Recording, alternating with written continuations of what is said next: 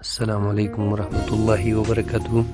دوستانو زه یم ستاسو ورور صدام حسین او زل بیا د نوې ټریک سره. دوستانو نور وخت نه ضایع کوو چې هر څه موضوع په تمنیل کې تاسو سره شریکه شوې ده چې یعنې د مزاحمو اړیکو څخه څرنګه ځان خلاص کړي. مثال یوه طریقه خو دا ده چې نن سبا د شرکتونو موبایلونه ویستلي دي چې یعنې دا فون دی او یا آشنا دی، دوی کولی شي هغې څخه مثال چې اننون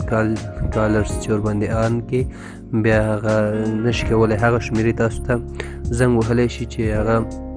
ستاسو تلیفون کې ثبت وي. کله چې ستاسو تلیفون کې شمېرې ثبت نه وي بیا نو زنګ نشي وهلی. نو څرنګه د غټو موبایلو کې دا کار کولی شو دوستانو؟ ډېره اسانه ده او هغه هم نور اپلیکیشنونه هم شته پلی سټور کې، د دې په اړه کې ډېر جوړ شوي دي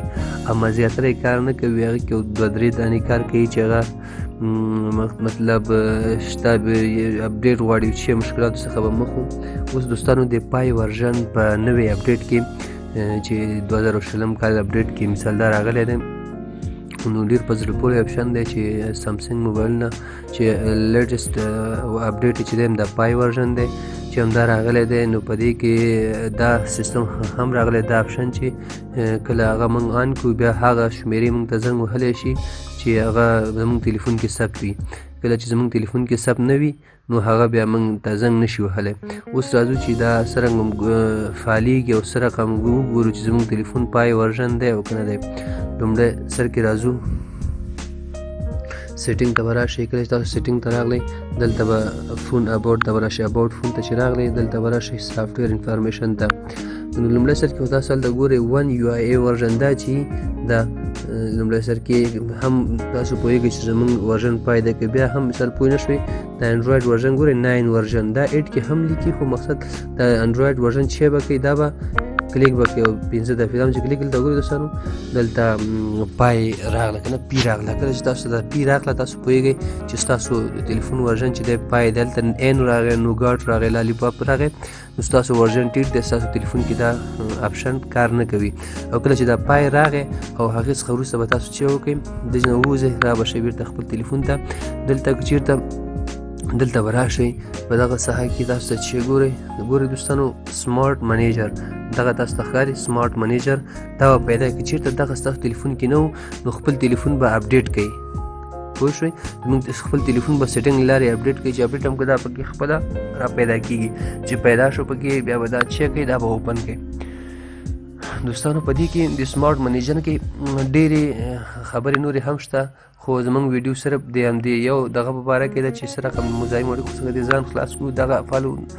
مثال دا ګورئ بیټري د سټوریج او نور اپشن پکې هم راغلي دي نوي چې که چېرته غواړئ چې د دې ټولو باندې پوه شئ بیا نو همدا چینل زموږ در سره سبسکرایب کړئ او خوا کې ورسره زنګ نشان ووهئ. آینده زما نیکسټ ویډیو همدا ده چې د ټولو باندې ور بحث کوو چې دا ټولې څه لپاره دي، هر یو څه کار کوي. تاسو بیا کولی شئ هغه راتلونکي ویډیو کې وګورئ. اوس صرف زموږ چې کوم موضوع ده هغه دا د بلاکډ کالز ان میسج سلاس میسج یعنې دغه په دا هم چې کله اوپن کړئ دا هم چې دلته وګورئ دلته راځي تاسو چې ښایي بلاکډ کالز سلیش میسج راځي. دلته لومړی قدم ګورئ تاسو کله چې مثال کوم بلاک شوي یا نه وي هغه آل کالز دلته دا راوړئ یا آل لوګس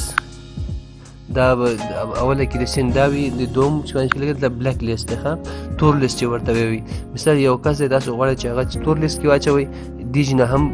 اول ځینه ساده هم کېږي خو دې دلته راشئ د تور لیست کې به چیک کوئ اډ مینوالي اډ فرام کنټاکټ یا لوګس به ډایرکټ هغه تور لیست کې به واچوئ. او یو بل دی وایټ لیست.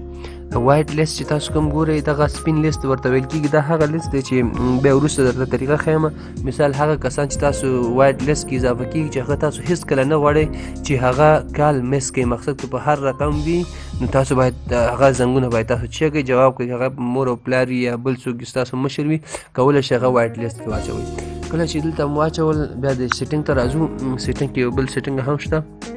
دلته ګورئ دوستانو په اول سر کې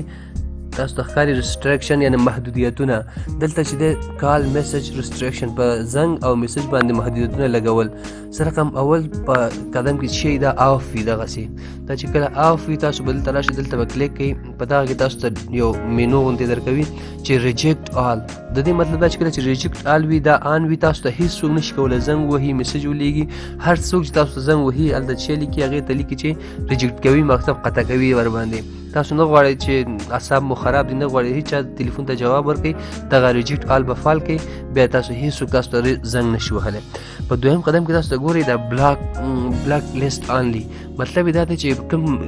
بلاک لیست کې چې ما څوک اچولی صرف همغه بلاک نور هر سړی زنګ وهي راته او صرف هغه کوم کسان چې ما بلاک کړي دي هغه دې ماته زنګونه وهي په دریم کې چې دی تاسو ته ګورئ اکسپټ وایټ لیست آنلی ما چې تاسو ته وویله مخکې وایټ لیست و هغه کې څو کسان هم چې اډ کړي وي یو وي دوی درې لسې هغه کسان دې صرف ماته زنګ وهي نور د هېڅوک ماته زنګ نه وهي او اخره کې چې تاسو ګورئ اکسپټ کانټیکټس آنلی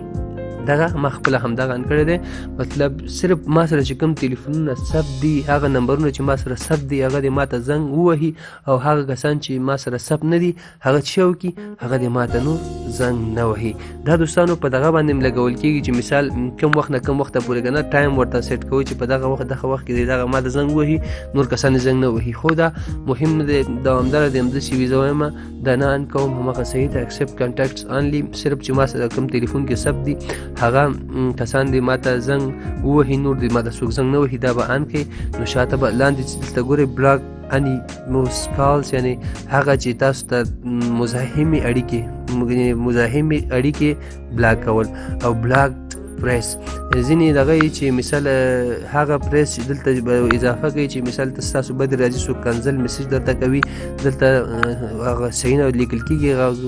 تاسو نه خوښوئ هغه به فریس یعنی جملې به دلته ولیکئ کله چې تاسو ته څوک میسج وکړي هغه کلمې چې په دغه تاسو بدې راځي هغه به ډایرکټ شي کړي هغه سړی به بلاک کېږي او پریس دلته شي کېږي بلاک به شي دوستانو دا زبردست ټریک و چې زما ډیر زیات خوښ شو په دې نوي اپډیټ کې راغلی دی او ما تاسو ته دروښودو دغه طریقه دوستانو که بیا هم آینده کې یادونه کوم چې تاسو غواړئ چې د ټولو باندې خبرې وکړو دا څو برخه خو اوس مخکې هم وو دا لاندې څو نوي راغلي دي اټرن اپس کال کوي او اپ پرمیشن او نوټیفیکیشن ډیټا یوزیج او اپلاک د هر یو د ډیر ساده دي کې چې تاسو پوه شئ او چې د پوهې هم نشئ ور باندې او همدغه ویډیو لایک کړئ او کمنټ کې ولیکئ چې راتلونکي ویډیو وکړه چې زه پوه شم چې تاسو څومره کسان غواړي چې دغه راتلونکي ویډیو د ټولو باندې خبرې وکړو نو وی بیا به تاسو سره ویډیو جوړوم انشاءالله همدغه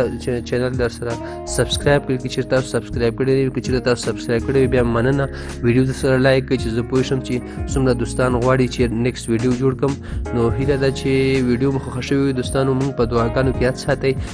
بای د الله په امان